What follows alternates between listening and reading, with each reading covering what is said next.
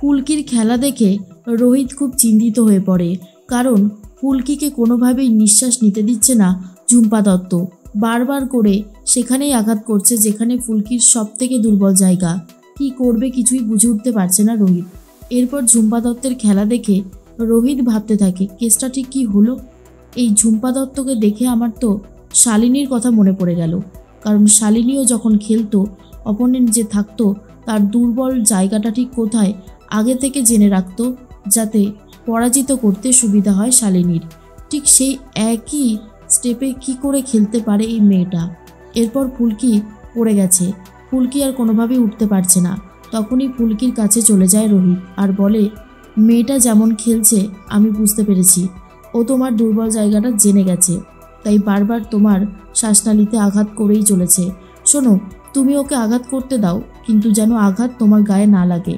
ওকে ভালো করে খেলাও আর তারপর এমন করে মারবে যাতে ও উঠতে না পারে, বুঝতে পেরেছো তো?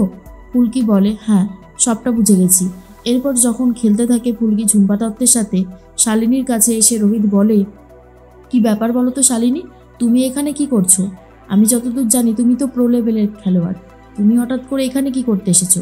শালিনী বলে, আরে বাবা, আমিও তো একটা একাডেমি খুলছি, আর সেখানে তো দরকার আছে এরকম ট্যালেন্টদের, সেই জন্য খুঁজতে এসেছি। কিন্তু ফুলকির অবস্থা খুবই খারাপ, নিঃশ্বাস নিতে পারছে না যেভাবে সব কিছু শুরু হয়েছে।